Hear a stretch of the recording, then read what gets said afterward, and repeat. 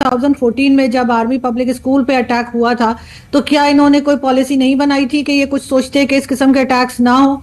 और उसके 10 साल के बाद फिर एक अटैक होता है और फिर एक मीटिंग करते हैं और जीएचक्यू से और सब लोगों को बुला के बिठाया जाता है, जिसमें होम मिनिस्टर जो है वो नजर ही नहीं आ रहे कि कहाँ गए। उनको बताया गया जी वो अवेलेबल नहीं है, वो नहीं आए।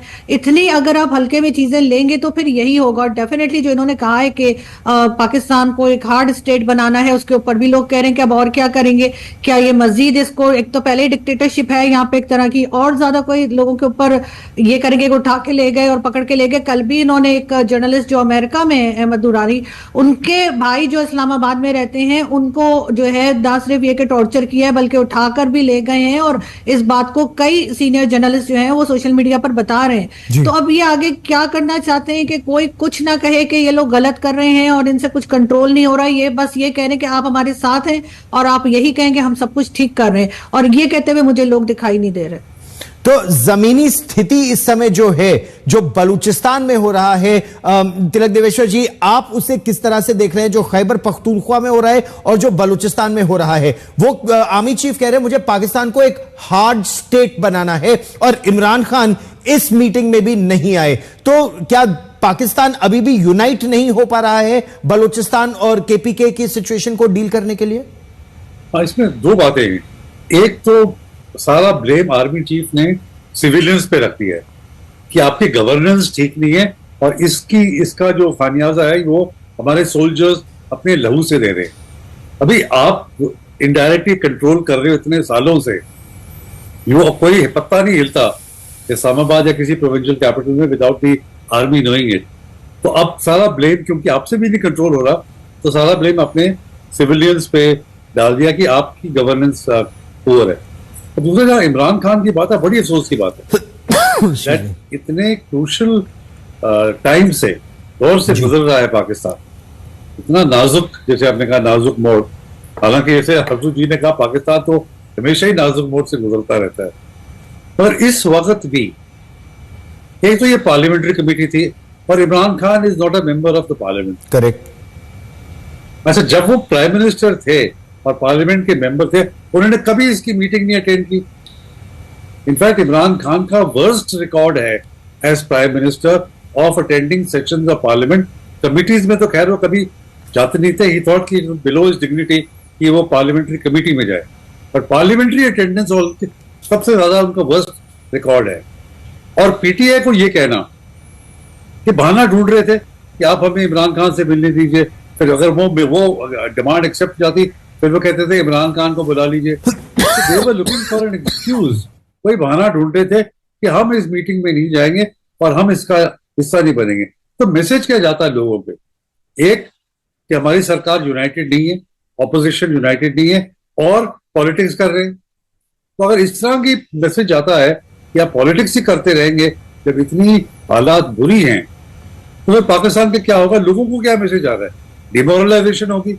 इस वक्त भी हमारे लोग यूनाइट नहीं हो सकते, और ऊपर से जनरल साहब ने और इनको जो बयान दे दिया है जी कि ये किस तरह की फौज है, तो उससे तो मेरा ख्याल आज और अगले कुछ दिनों के लिए पाकिस्तान में मोराल तो बहुत डाउन हो। आरजू, क्या पाकिस्तान का मोराल बहुत डाउन है इस समय जिस तरह हम देख रहे हैं, और जो खबरें आ रही हैं, और आप हमको बेहतर बता सकते हैं, पाकिस्तान में है जनवरी में 68 हमले हुए, फरवरी में 90 हुए, मार्च में कुछ रिपोर्ट से कह रही है कि पिछले 3 दिनों में 50 से ज्यादा हो चुके हैं। और ये जो 2 बड़े बलूचिस्तान में हमले, जिसके बारे में जाफर एक्सप्रेस के बारे में सब जानते हैं, नौशकी में जो कॉन्वॉय को निशाना बनाया गया उसके बारे में सब जानते हैं, लेकिन कहा यह जा रहा है उसी के साथ साथ कई सैन्य ठिकानों पर, मिलिट्री इंस्टॉलेशंस पर और अलग अलग जगह पर हमले हुए और हथियार लूट लिए गए। क्या यह सच है? क्योंकि यह तो दिखाएगा कि 200-250 हमले पिछले 3 महीने में हो चुके हैं पाकिस्तान पर। देखिए, हमले तो बहुत हुए हैं और होते चले जा रहे हैं, लेकिन जो फिगर्स या जो नंबर्स आप बता रहे हैं वो मैं कंफर्म नहीं कर पाऊंगी, क्योंकि डिफरेंट जगह पे कुछ और बात की जाती है, बीएलए कुछ और क्लेम करता है, टीटीपी कुछ और बताता है, और गवर्नमेंट जो है वो बहुत बाद में कुछ और नंबर देती है। लेकिन डेफिनेटली कहीं ना कहीं कुछ छुपाया जा रहा है। सिचुएशन काफी ज्यादा खराब है, और इस वक्त आर्मी जो है वो भी ऐसी जगह पर है कि जहां पर इनके अपने ही, आपने देखा कि जो रिटायर्ड ऑफिसर्स हैं वो इनके साथ खड़े दिखाई नहीं दे रहे। इमरान खान को तो ये कहीं अदालत में भी नहीं लाते हैं और कहते हैं कि जी इमरान खान को लाने में सिक्योरिटी का रिस्क है। अभी हाफिज सईद पे अटैक को भी कह रहे हैं कि जी हाफिज सईद की जान खतरे में। आप अंदाजा लगाइए कि जिस कंट्री में हमारे टीवी चैनल्स और लोग या हमारे मीडिया जो है वो ये बता रहा हो कि हाफिज सईद जैसे लोगों का कि जी उसकी जान खतरे में है, उसे सिक्योरिटी देनी चाहिए, तो वहां पर आम आदमी की क्या हैसियत होगी? बिल्कुल कुछ भी नहीं है। और इस वक्त आर्मी जो है वो इमरान खान के लोगों को ज्यादा पकड़ने में लगी हुई है, क्योंकि सोशल मीडिया इनके काबू नहीं आ रहा। आज भी इन्होंने 34 के करीब लोग अरेस्ट किए हैं, जिनके बारे में ये कह रहे हैं कि जी वो सोशल मीडिया पर गलत खबर दे रहे थे या कोई ब्लास्ट की न्यूज दे रहे थे जो नहीं थी। और ऐसे करके ना सिर्फ ये, बल्कि एक टीवी प्ले कोई आया था जो मैंने तो नहीं देखा, लेकिन उसमें कोई उन्होंने ये डायलॉग रखा था कि जो सिविलियंस हैं या सिविलियन गवर्नमेंट्स हैं वो तो अरेस्ट हो जाते हैं, लेकिन जो आर्मी ऑफिशियल्स होते हैं या आर्मी के लोग हैं उन्हें कुछ नहीं कहा जाता। तो इन्होंने ना सिर्फ वो प्ले हटवा दिया है यूट्यूब से, बल्कि उसको जो बनाने वाले उन्हें अरेस्ट भी कर लिया है। तो ये इतने तो घबराहट है इनके अंदर।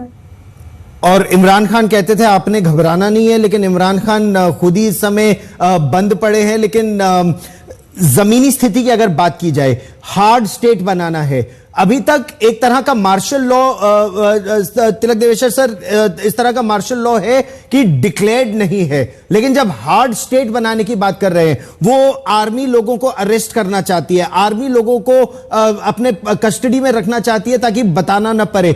वो क्या कोर्ट्स को और कमजोर कर रहे हैं? और ऐसी स्थिति में क्या बलूचिस्तान में अलग, खैबर पख्तूनख्वा में अलग, और जो कुछ एमएनएस कर रहे हैं, मेंबर ऑफ नेशनल असेंबली कह रहे हैं कि ये आग पंजाब तक पहुंच सकती है, क्या पाकिस्तान इतने मोर्चों पर ये आग बुझा सकती है, लड़ सकती है? जी, उसके पहले दो कॉन्सेप्ट्स सामने आए पिछले 3-4 दिनों में। एक तो डीजी आईएसपीआर कहते हैं the rules of the game will be change जी, और rules of the game have change. अच्छा, स्पेसिफाई नहीं किया कौन से रूल्स, क्या बात कर रहे हैं।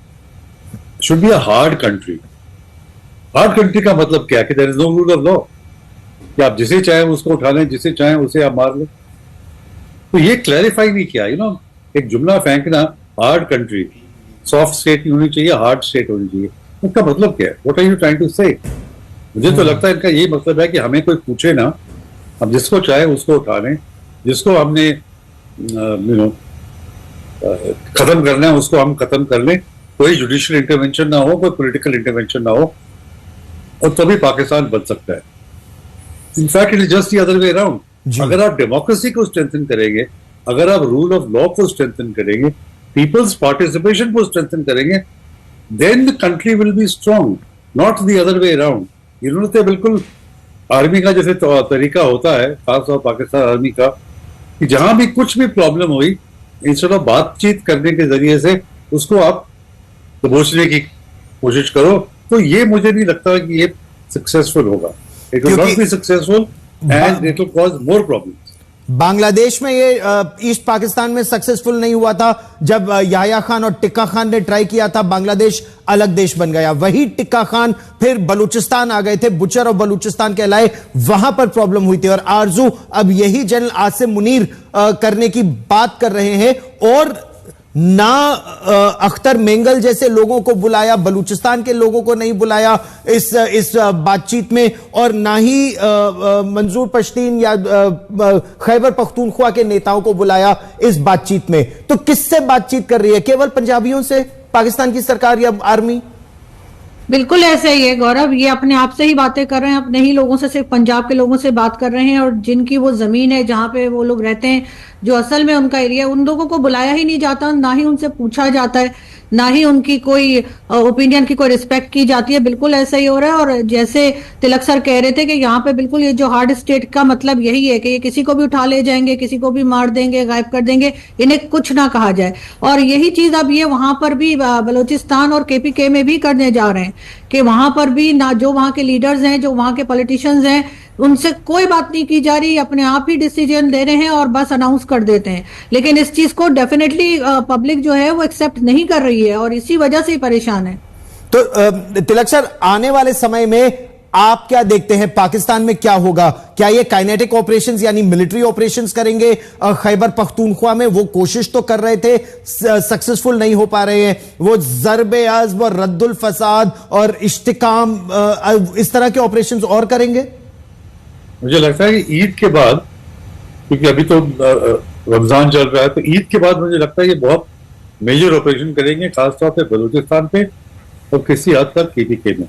तो कितने ऑपरेशन कर चुके हैं पिछले 70 साल में?